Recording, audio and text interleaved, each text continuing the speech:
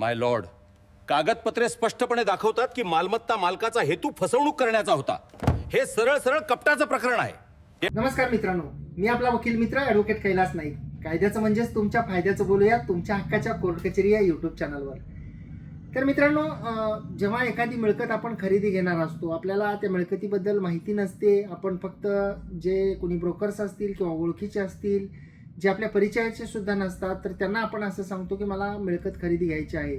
मग ती घर जागा असते, शेतजमीन असते आणि त्या मिळकतीच्या खरेदी खताच्या अनुषंगानं आपण पेपर्स जे आहेत ती मागणी करतो. बऱ्याच वेळा सातबाराचे उतारे, फेरफार उतारे हे डॉक्युमेंट्स दिले जातात. त्या मिळकतीच्या उतार्यावर ज्या व्यक्तीचं मालक म्हणून नाव असतं त्या व्यक्तीचा कधीकधी आपला परिचय सुद्धा नसतो.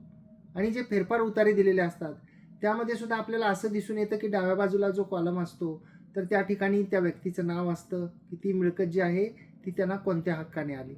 आणि आपण ते मिळकतीचे उतारे पाहतो आणि उतारे पाहून आपण ॲडव्हान्स रक्कम देतो.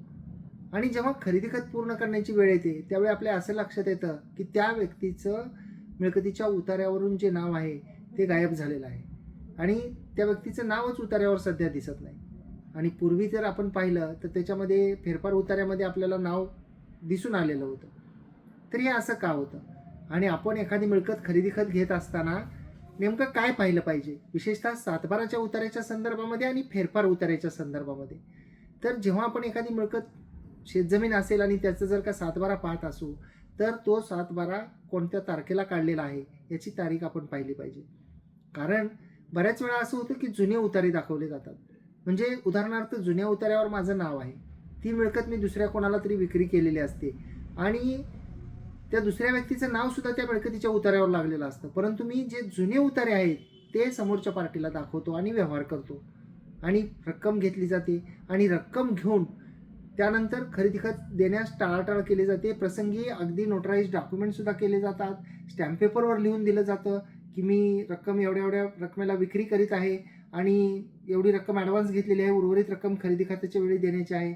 आणि असे करारसुद्धा अगदी करून दिले जातात. परंतु उतारे हे जुने असतात आणि जो चालूचा उतारा असतो त्याच्यावर वेगळेच हक्कदार असतात. तर ही बाब जी आहे ही बाब सातबाराच्या उतार्याच्या बाबतीमध्ये आहे की आपण सातबाराच्या उतार्यावर चालूचा सातबाराचा उतारा काढला पाहिजे जो रिसेंट आहे. त्यासाठी तारीख पाहिली पाहिजे की तो किती तारखेला काढण्यात आलेला आहे. आणि तो सातबारा पाहिल्यानंतर आपण ती मिळकत त्या व्यक्तीला कशी मिळाली हे पाहण्यासाठी फेरफारचे उतारे काढतो जमिनींच्या बाबतीमध्ये. तर ते फेरफार उतारे जेव्हा आपण काढतो त्यावेळी तो फेरफारचा नंबर आणि उतार्यावरचा नंबर याची सुद्धा आपण खात्री केली पाहिजे. बऱ्याच वेळा काय होतं की असं सांगितलं जातं की ही मिळकत जी आहे ती आता या व्यक्तीच्या नावाने आहे. उदाहरणार्थ वडिलांच्या नावाने आहे, भावाच्या नावाने आहे, आईच्या नावाने आहे, आजीच्या नावाने आहे आणि माझं नाव या मिळकतीच्या उतार्यावर लागणार आहे. मला त्यामध्ये हक्क प्राप्त झालेले आहेत आणि ही पहा फेरफारचा उतारा आणि त्याच्यावर माझं नाव लिहिलेलं आहे.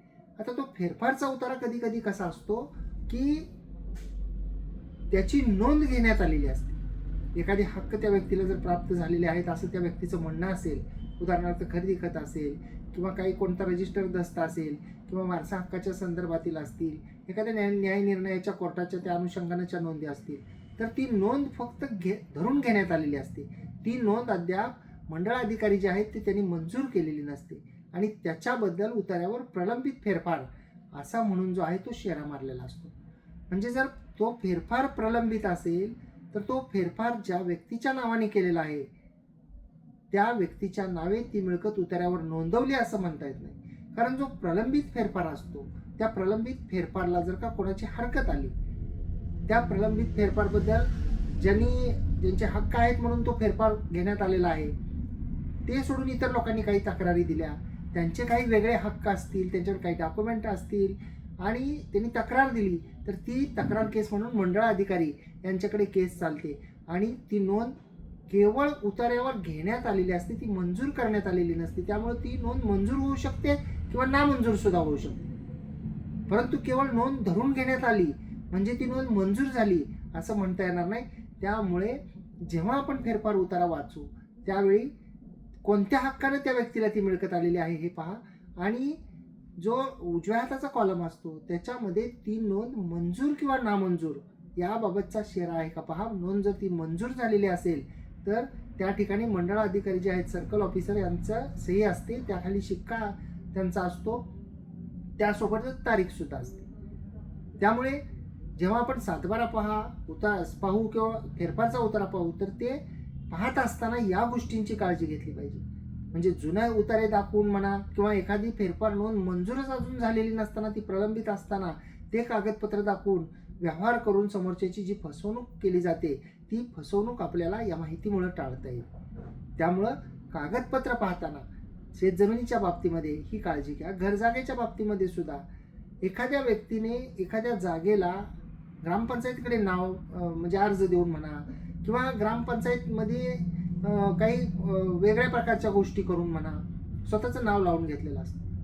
परंतु ती जागा मूळची कोणाची, ती जागा त्या व्यक्तीला आली कशी, त्या व्यक्तीला ती जागा दिली कोणी, आणि जर त्या व्यक्तीला ती जागा कोणी दिलेलीच नसेल किंवा ती जागा त्या व्यक्तीला कोणत्या आदेशाने मिळालेली नसेल, शासनाच्या असेल, किंवा ती जागा त्या व्यक्तीला कोणत्या रजिस्टर्ड असताना मिळालेली नसेल, ती जागा त्या व्यक्तीला कोणत्याही वारस हक्काने, वाटपाने किंवा अन्य प्रकारे मिळालेली नसेल, ही एक जागा रिकामी आहे, त्या ठिकाणी एक अर्ज देण्यात आला आणि माझं नाव जे आहे ते या जागेला लावण्यात यावं असं म्हणून ग्रामपंचायतला त्याची नोंद करून घेण्यात आलेली असेल, तर त्या जागेची मालकी ही क्लिअर आहे असं म्हणता येणार नाही. कारण त्या जागेचा मूळ मालक जो कोणी आहे त्या व्यक्तीने ती जागा त्या व्यक्तीला ट्रान्सफर केली पाहिजे किंवा आदेशाने दिली पाहिजे किंवा त्यांना त्या जागेमध्ये कायदेशीररित्या हक्क प्राप्त झाले पाहिजे. ते कसे होतात, तर जसं की मी आत्ता सांगितलं की वेगवेगळ्या प्रकारच्या रजिस्टर्ड डॉक्युमेंटने, जसं की खरेदी खत असेल, बक्षीसपत्र असेल, मृत्यूपत्र असेल, किंवा एखाद्या शासनाच्या आदेशाने, किंवा एखाद्या व्यक्तीचं कायदेशीररित्या त्या मिळकतीच्या उतार्यावर नाव आहे घर जागेच्या किंवा सिटी सर्व्हेमध्ये, आणि ती व्यक्ती मयत झाली तर वारसा हक्काने प्राप्त होऊ शकतात. म्हणजे त्यांच्या हक्काला किंवा त्यांचं नाव तिथं येण्याला एक बेस असला पाहिजे की ज्याची ती पूर्वीची जागा आहे त्या व्यक्तीने ती त्या व्यक्तीला ज्यांचं सध्या नाव आहे त्यांना कायदेशीररित्या दिलेली आहे का, ह्या गोष्टी महत्त्वाच्या असतात. आणि ते असेल तरच त्यांची मालकी जी आहे ती कायदेशीर होते. असे बरेचसे प्रकार आहेत की ज्यामध्ये फक्त नावं लावून घेतलेले आहेत, त्यामुळे त्यांचं टायटल क्लिअर आहे असं म्हणता येत नाही. आणि जेव्हा आपण भविष्य काळामध्ये जेव्हा या मिळकतीच्या बाबतीमध्ये व्यवहार करतो, आपण वेगवेगळ्या प्रकारचे करार करतो, ॲडव्हान्स रक्कम देतो आणि नंतर आपल्या लक्षात येतं की या मिळकतीचं खरेदी खतच होऊ शकत नाही. मग ज्यांची जागा आहे, ज्यांच्या नावे ते म्हणतात आम्ही तूर्त ताबा देतो, ताबा जरी दिला तर तिची कायदेशीर मालकी कशी प्राप्त होणार. त्यासाठी घरजागा असेल किंवा शेतजमिनी असतील तर हे डॉक्युमेंट जे आहेत ते व्यवस्थितपणे चेक करून आपण या मिळकतीचे व्यवहार केले पाहिजेत, म्हणजे आपली फसगत होणार नाही. अपेक्षा करतो की ही माहिती आपल्याला आवडलेली असेल. जर ही माहिती आपल्याला आवडलेली असेल तर या व्हिडिओला एक लाईक करा. कोर्ट कचेरी यूट्यूब चॅनलवर आपण हा व्हिडिओ पाहत असाल आणि अद्याप जर का आपण आमच्या कोर्ट कचेरी या यूट्यूब चॅनलला सबस्क्राईब केलेलं नसेल तर सबस्क्राईब जरूर करा.